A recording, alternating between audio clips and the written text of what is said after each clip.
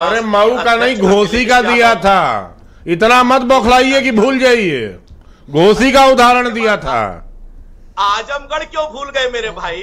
आजमगढ़ क्यों मान लिया 7,000 वोट से हारे थे। मान लिया लोकसभा 7,000 वोट से हारे थे। अरे सुन तो लो मेरे भाई, सच बहुत कड़वा होता है। कड़वे सच को सुनो जरा। आजम खां में आपकी पार्टी, आजमगढ़ में आपकी पार्टी के सबसे बड़े नेता, अरे बौखला गए, ये बेकार हो अखिलेश। अब कोई फायदा नहीं है, बौखला गए। अब आप बौखला गए संजय भाई, कोई फायदा नहीं है। विपक्ष आपकी जोरदार घेरेबंदी कर रहा है। आजमगढ़ को आजम खान बता रहे हैं, घोसी को गाजीपुर बता रहे हैं, कभी घोसी को मऊ बता रहे हैं। बोलने दीजिए, मतलब विवेक जी बोलने की दीजिए। सीट पर आपका क्या ऐसे भी गंभीर आरोप लगा दिए सीट उन्होंने। पर क्या हुआ था और आजमगढ़ में क्या हुआ था, ये आप भूल गए। आप भूल गए। अरे सीट का नाम तो बताइए कि अखिलेश यादव ने। अरे सुनो तो मेरे भाई, सुन लो कड़वे सच को भी लो, कड़वे सच को सुनो। आजमगढ़ में क्या हुआ था और आजम की सीट पर क्या हुआ था, उसका चुनाव का परिणाम आपको याद रखना चाहिए। आपको याद रखना चाहिए, अखिलेश यादव ने कांग्रेस के लिए कहा था ये बहुत चालू पार्टी है, इसको वोट मत देना। ये किसने कहा था? अखिलेश यादव ने कहा था।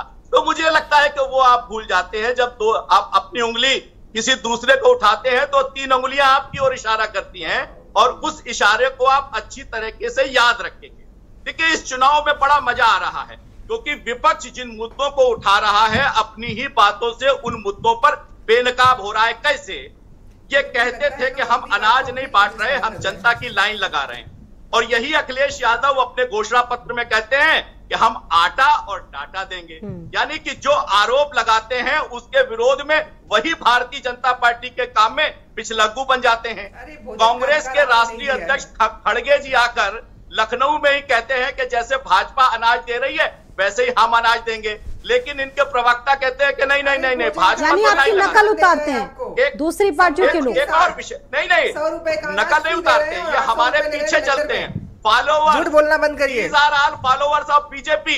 एक और विषय आपको याद दिलाऊं, मनरेगा आप ही लेके आए थे। एक बड़ा विषय उठाते थे, महिला सुरक्षा का।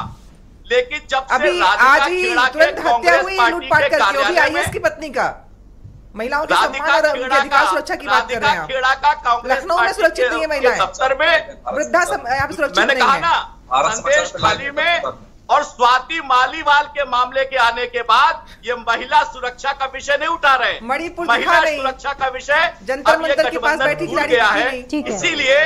इसीलिए अब विवेक जी भी मौका चाहते हैं, आपकी बातों का जवाब देना चाहते हैं। उसके बाद मैं राघवेंद्र जी के पास जाऊंगी, राघवेंद्र जी के पास। महिला सुरक्षा का मामला नहीं है इनके पास।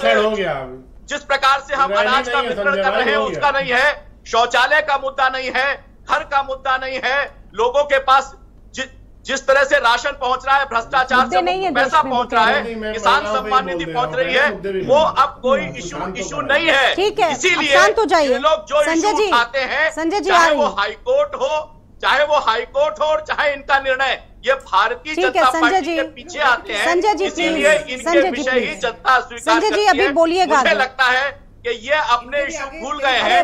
भारतीय जनता पार्टी के ठीक है, विवेक जी आप बोलिए।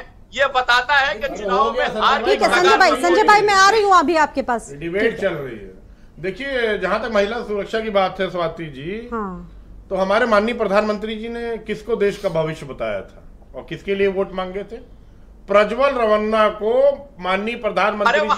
अरे शांत रहो यार, हो गया, सुन लिया। किसकी सरकार है भाई? शांत रहो। साथी की सरकार है, कांग्रेस पार्टी की सरकार है। कार्रवाई करते आपको कार्रवाई करनी चाहिए। 11 साल से वो ये काम कर रहा है।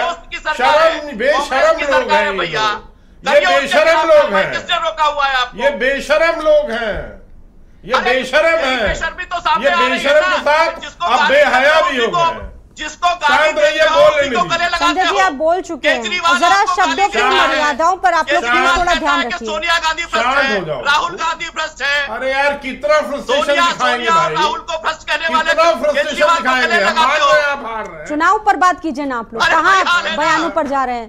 बात कीजिए 14 सीटों पर जहाँ पर लोकसभा का चुनाव चल रहा है, उन पर तो कोई बातें नहीं हो रही है आप लोगों की।